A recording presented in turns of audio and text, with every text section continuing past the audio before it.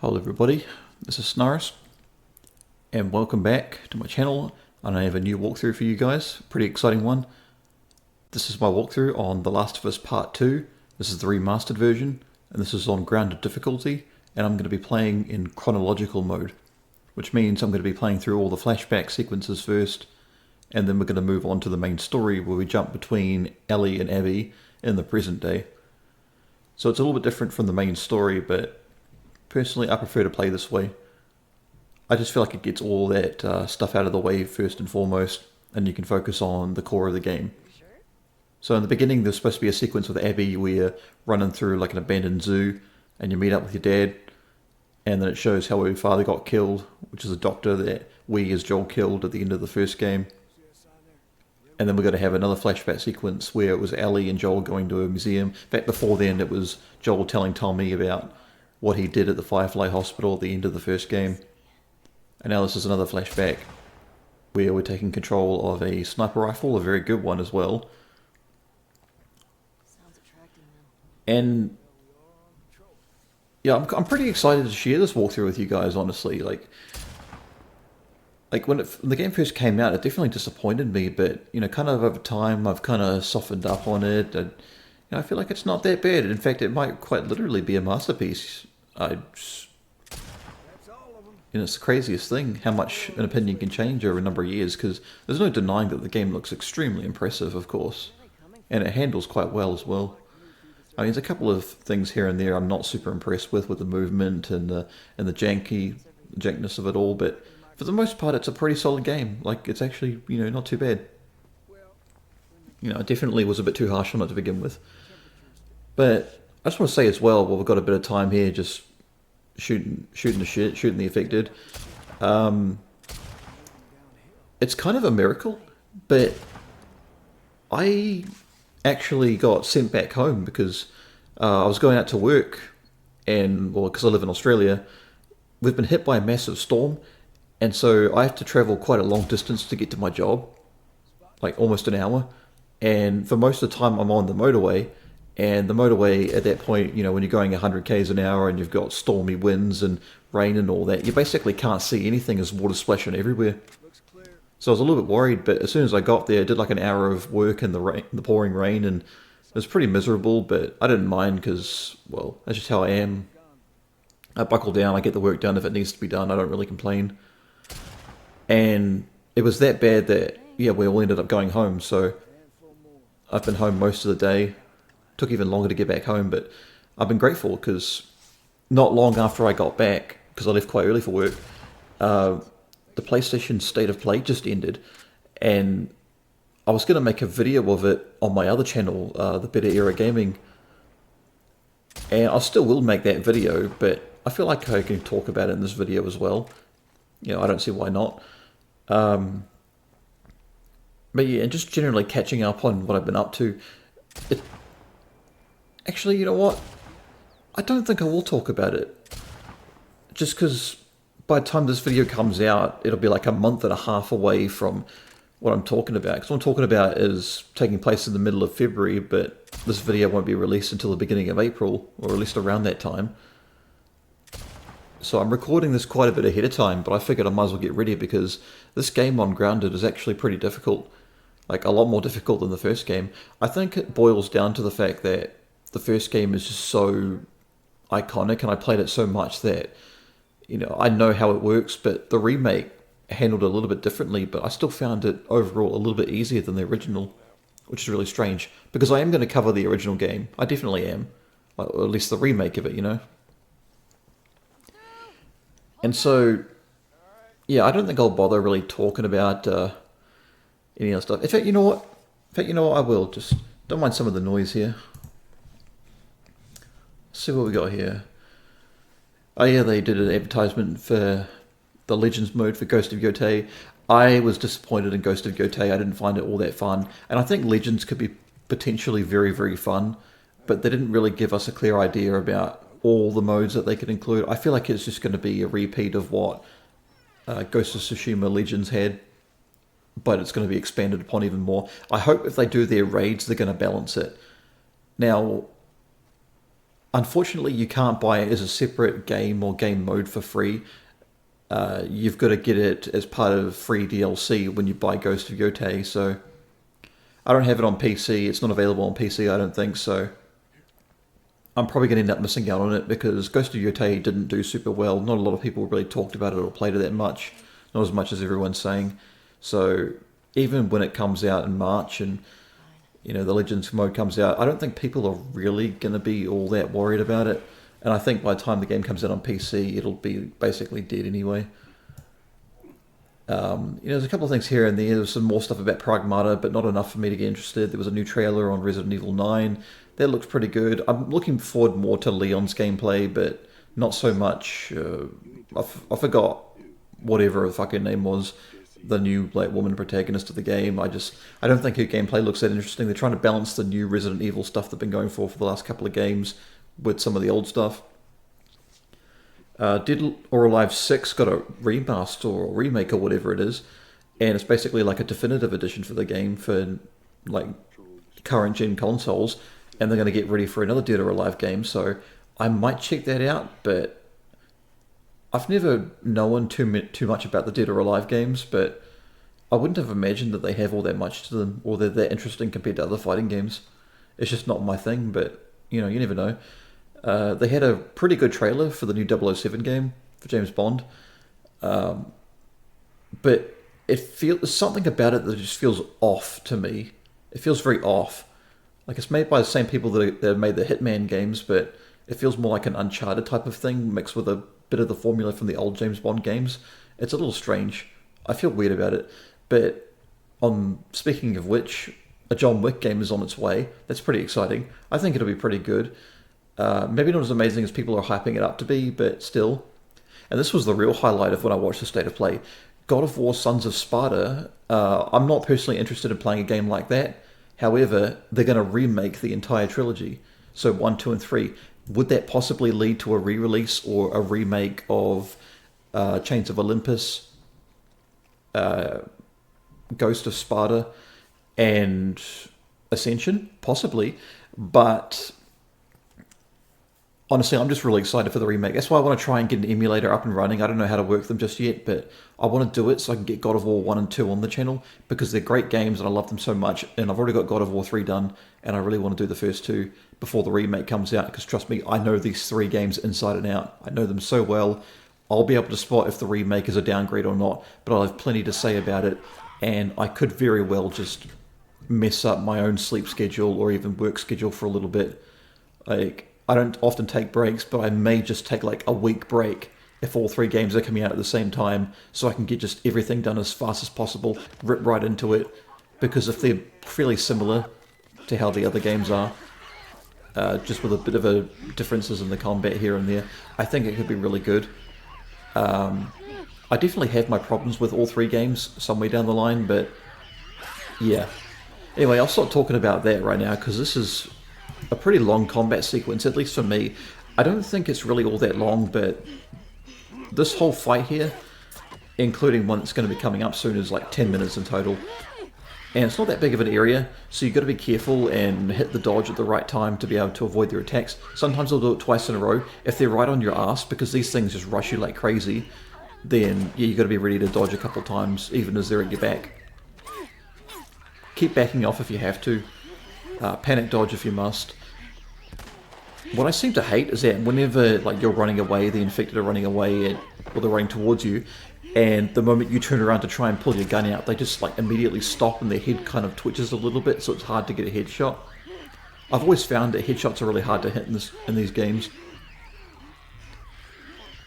And so every once in a while, I think you'll get hunting rifle and pistol ammo spawning in different places, usually in the back there in the counters. So you'll always have ammo at some point or another that you can pick up. It takes a little bit of time to spawn back in. So yeah, definitely go crazy with your ammo, especially since you're not going to carry it into the next encounters you have. So don't worry too much about it. Make sure you get a fair distance from the enemies, use Joel to distract them. If you take too long and you don't kill anybody, or you get away from Joel far enough, and you're being very passive, sooner or later they'll start grabbing Joel and they could kill him if you don't get them off of him. when you're in this arena, make sure you don't go anywhere near like the railings from above you or by the stairs, because they'll jump down and they can end up on top of you. So just kind of keep back here if you can, because none of them can jump through the windows, none of them can jump down from on top, up above and on top of you. You can always stay in the bar area as well, but you need to know where your exits are, and you need to know that you're not going to get trapped in there, because you definitely can.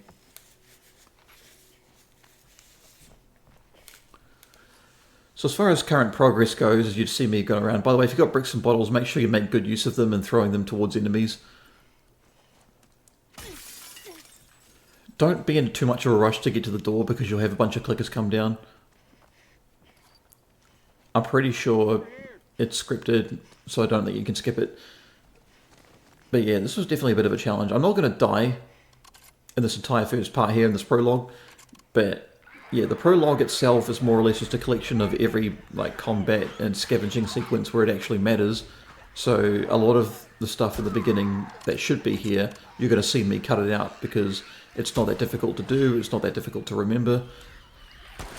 But there is a couple of things I've put in there that didn't need to be in there, just because I feel like I need to give it some credit. You know, like it's a fun thing I added, or it's a cutscene in particular, because there is a cutscene in particular towards the end of this walkthrough that I really, really love. It's probably my favourite cutscene in the entire game, and I feel like it speaks to me so much on what this game is about.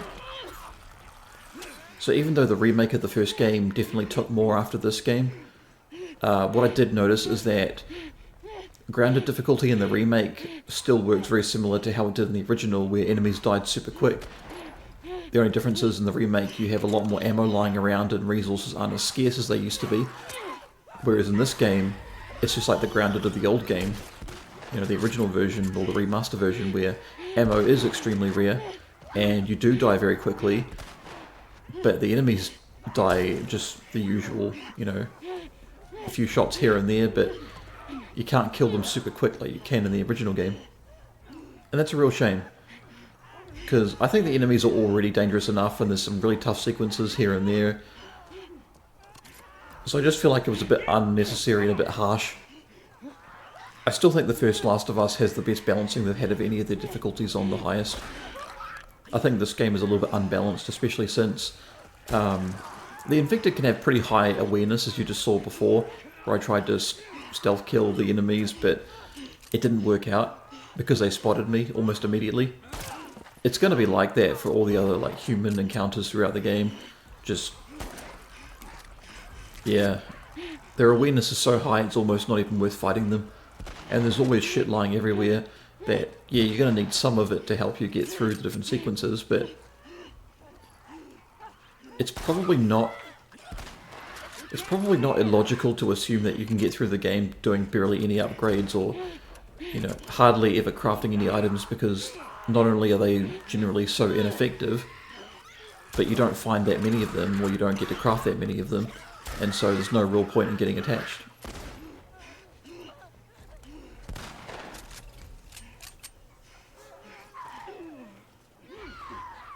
So yeah, there's been a storm going on today, and it's allowed me to do this commentary, and currently right now I'm just going through everything I've done. For my other channel, The Better Era Gaming, of course, after this is done, I'm probably going to start looking at doing a quick video discussing what I found in the state of play. But at the same time, I just did a massive session of playing Middle-earth Shadow of Mordor, my favourite game of 2014. And even though I think Shadow of War is the better game, despite the controversy with the microtransactions and all this other bullshit, and the fact that it's pretty poorly paced, you know, Shadow of Mordor is still the game I will always come back to more, because it's a game that you can quite literally just jump straight into, and its open world size is perfect, because it's got an open world, and it would be a big open world if not for the fact that you can run really fast and you can get through it super quick. I've just finished doing a sort of a recording footage of the game, but I'm doing it for a no upgrade run. And it's not as hard as you think it is. Despite some mistakes I've made here and there, I still managed to finish it just a little under 5 hours. That's quite impressive. I thought it'd take me a lot longer, because I've got a schedule laid out, and I thought this was going to take at least 2 or 3 days, but no, I cleared it out in just an afternoon. So in the sequence here, you're going to be hearing a bloater coming at you. It's pretty scary. But yeah, the trick with this is to still do damage to it and wound it enough, and you'll have a few different infected running towards you. I'm pretty sure as soon as you get 2 different infected running towards you and you kill them, at that point, if the bloater comes running at you and grabs you, if he grabs you too early, it's a game over, but if he grabs you late enough, then Joel will come in with a machete and just take him apart and kill him in a bit of a fake out, you know, a death fake out. You think you're going to get a death scene with Ellie getting her face ripped apart, but Joel comes in and saves her, so that was nice. And I gotta say this as well, if you happen to hear any sort of banging or like gust in the background, it's like I said before, there's a storm going on right now. It's going to be going on for another couple of days. So if you hear any banging of like a door or a window or something, I'm sorry about that, but nothing I can do about it. The commentary goes on. So pretty soon you'll be able to take down the bloater. I already crafted a Molotov from before and made sure I used my health kit before the fight. It's mainly for the infected because the bloater gets a hold of you. It's basically over. But yeah, you can weaken them down. I made sure to run around for a little bit, making sure I gathered all I could to make sure no infected was going to come sneaking up on me first before I start dealing with the bloater. I'll pop all of my hunting rifle rounds into him, and then I use whatever's left of my pistol, but I still save a couple of bullets at least for the infected, because even if a couple of bullets isn't enough to kill one of the infected running towards you, at least it'll weaken them enough that you can hit them with your knife and it'll kill them.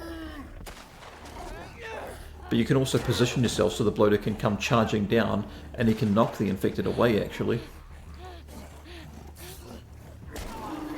But yeah, once this commentary is over, I'm probably going to like switch over to my other channel and do that.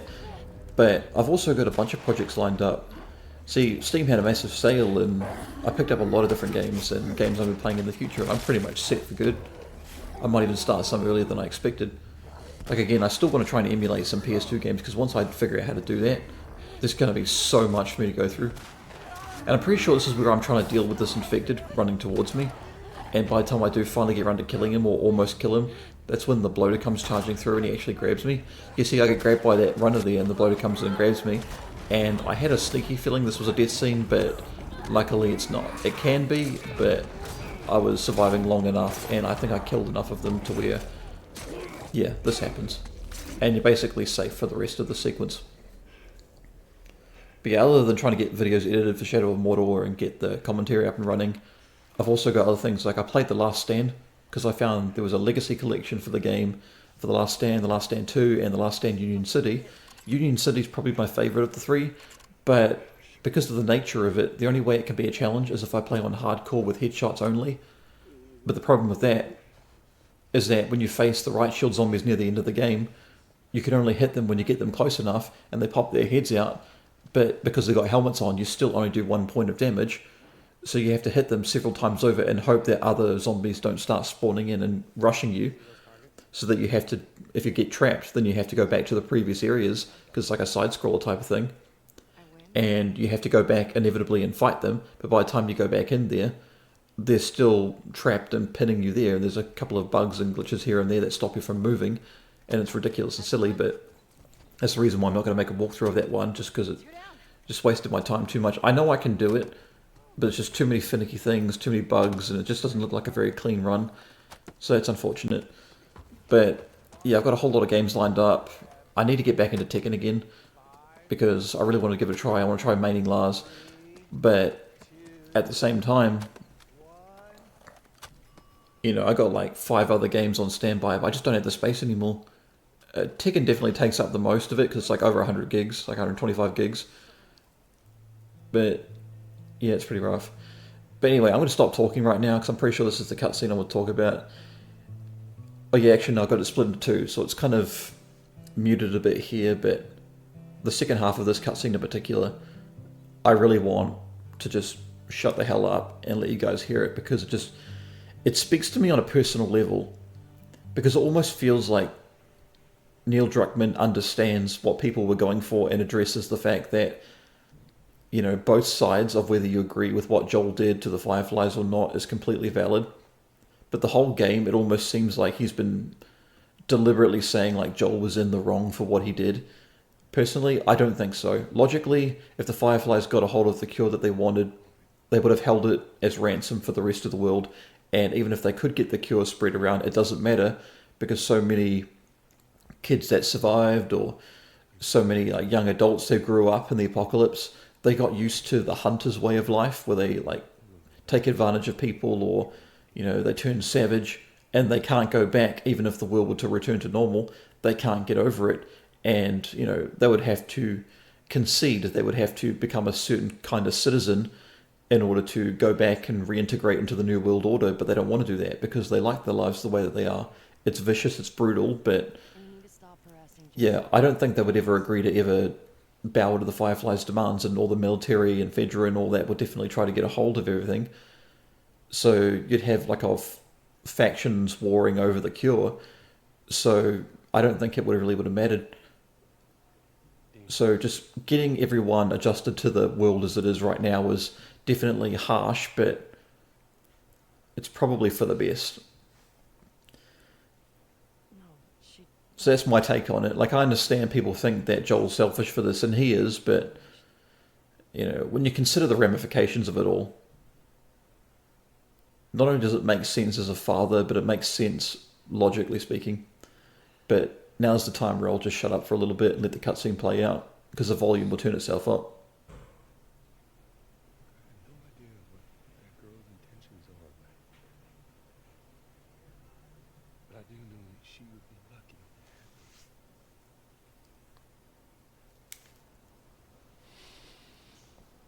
You're such an asshole.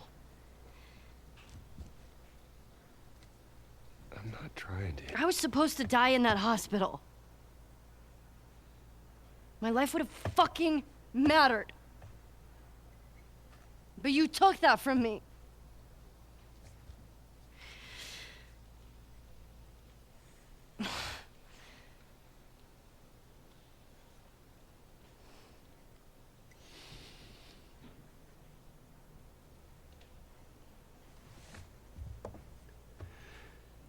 If somehow the Lord gave me a second chance at that moment,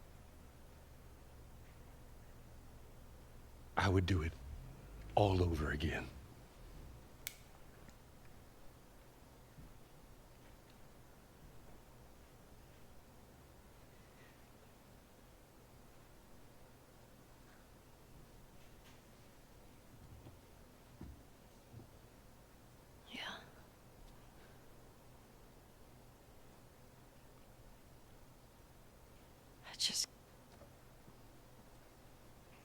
I don't think I can ever forgive you for that.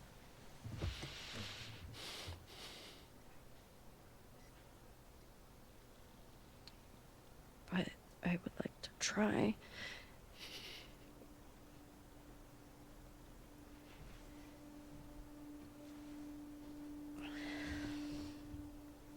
I'd like that.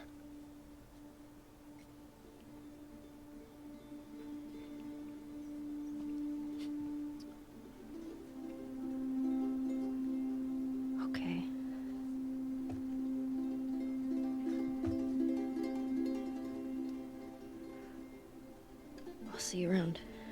Man, I'm sitting here watching it with no volume so it doesn't get in the way of the commentary, but Joel's such a good fucking man. Like, I don't understand anyone who thinks he could be anything like in the wrong. Like, he does the most brutal and ugly thing he can do because it's the right thing to do, and it's just how it is for a guy, isn't it? It resonates with me on such a deep level. Like, you do some ugly and harsh things for the benefit of all those you care about. And the only thing anyone can ever talk about is how ruthless you were being and how evil you were being, blah, blah, blah. When you do what you do because it's what it takes to win. It's what it takes to be happy. And he gets shit all over for it. And you could tell when he's about to cry there and everything, just years of bottled up rage and aggression and everything that he's had to give up and everything he's had to give up of himself. It's finally capitulated by him saving Ellie's life and having a meeting besides just surviving the next day. His life has more of a purpose now. It gets under my skin when people talk negatively about Joel like that or try to dismiss what he did. And you're probably wondering why I'm including this in when anyone who's played this game knows that this isn't something that you could fail. Though any one of you paying attention, and perhaps at this point or in the future if you've seen some of my other walkthroughs, you know how ruthless I'm being. You notice that I was pretty much exclusively trying to hit the black kid with the snowballs. Just a bit of Bit of dark humour in there. It's a bit of gamer humour, if you will. It's cold. I don't get what people are so bent out of shape about that. The sun's out, and it's warmer. There's so many things that I guess you would call like a current gamer, like, you know, a normie or whatever. They have some pretty simple opinions about things. Like, Wandering around. simultaneously, they want to be nuanced about everything, but you got some really barbaric mindsets for just traditional gamers and, you know, people that have always been here since the very beginning. You want to keep You know, we do dumb stuff. We do dumb stuff because it's funny, and we don't take it too seriously. But when you find something that really strikes a chord with us, it's like, oh shit. So that shows just how impactful those moments are, because they're sincere, they're meaningful, and we're just dicking around because it's a game, we're supposed to have fun with it. It's not just go from point A to point B. It's let's go to point A to point B, but we stop at we're gonna be tired. A, point 1, point 2, blah blah blah along the way. Is Mel okay? She seemed out of it. It's the same thing with, like, because in this game you do end up fighting dogs and all that and killing dogs and stuff, and you do that in other games too, and people get real weird about killing dogs in games. It's like, if they're attack dogs bred and trained to fight and kill me and rip my throat out, I'm not gonna fucking take pity on that. Like, even in real life, if a dog tries to bite my neck out or tries to take a chunk of flesh out, like, I don't act scared around a dog, because dogs can sense that you're intimidated by them, and they either use it to assert dominance, or, you know, they notice that you're getting aggressive and they show the same thing back. Well, it depends on the dog, but even the most hardcore of dogs, the most vicious of dogs, I don't freak out around them. I just treat them like they're normal and they're there. You know, I don't feel intimidated by them because I don't want to give them that satisfaction. But the real problem with that is, if any one of them did try to take a chunk out of me, I don't care what anyone says or who their owners were, I would quite gladly stamp on that dog's neck and fucking snap it. Like, it tries to kill me, it tries to take a chunk out of my body, I'm going to kill it. You know, it's my survival against theirs. I'm picking my own. I'm sorry. I don't care. Anyway, this part here is pretty tough. You want to follow my instructions very carefully. Just jump off that ledge and then come over here, jump over here, and boom. Watch you smack your head on the rock. You'll cut to black, and then the music will kick in. The credits will start to play, and you got your trophies, or your achievements. So you got, I would do it all over again for being on grounded. You got aim for the bushes to get the good ending of the game. And you got one more coming up. Yep, can't be for nothing. So you got to complete the game without dying. So obviously there was a death there at the end there where you're controlling the character, but that's not anything to worry about because it's part of the ending. So, you know, that's all good.